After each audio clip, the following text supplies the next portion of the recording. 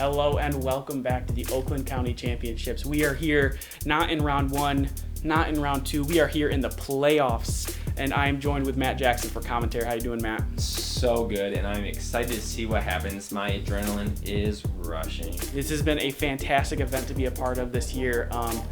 So much great disc golf to watch. This has been a birdie fest from both of these players.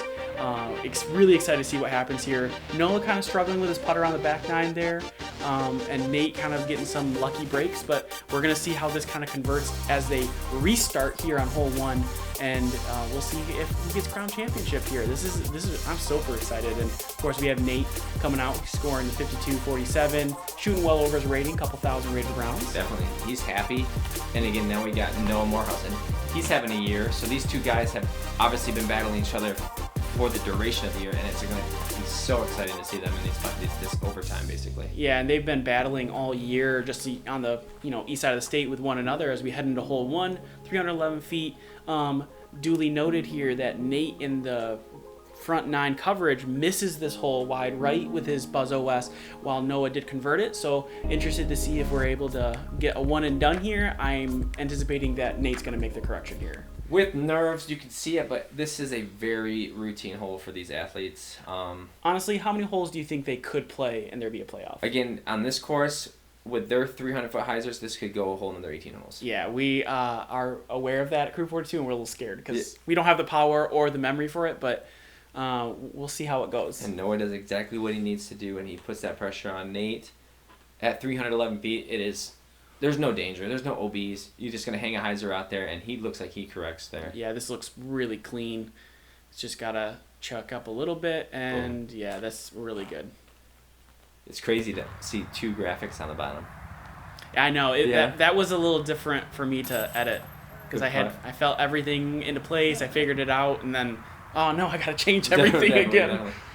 Tapping in.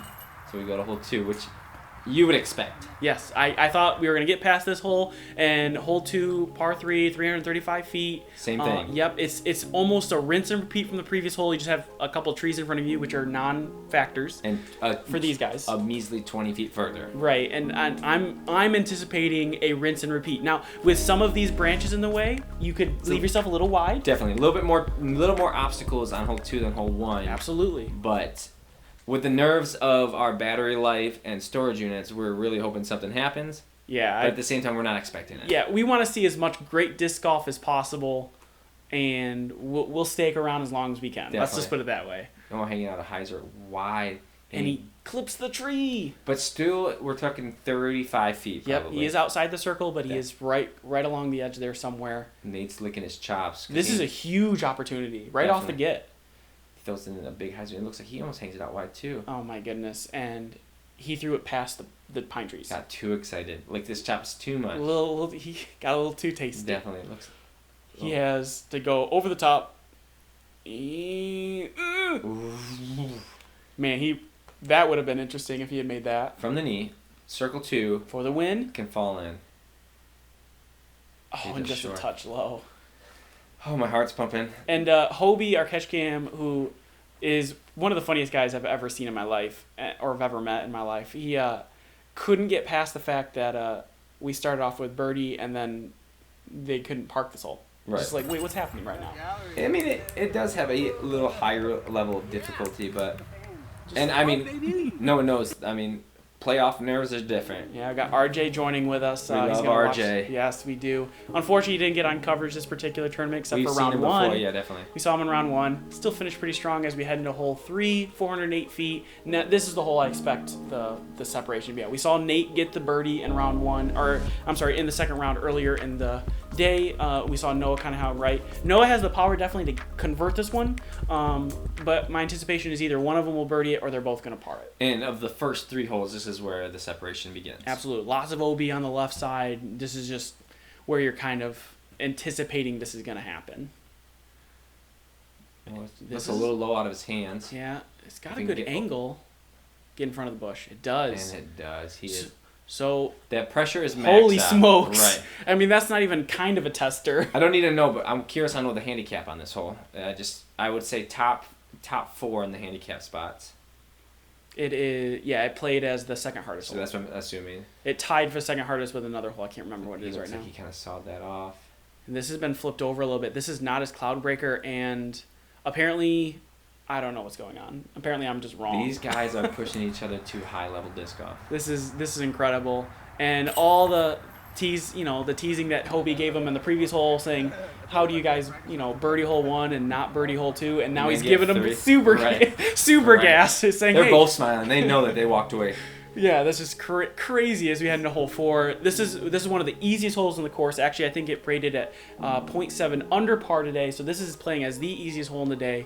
526 feet. Again, like you had mentioned earlier, crush one out there. There's no risk of it. You just pump one out there, and then you give your approach shot. Use the hill to kind of control the skip.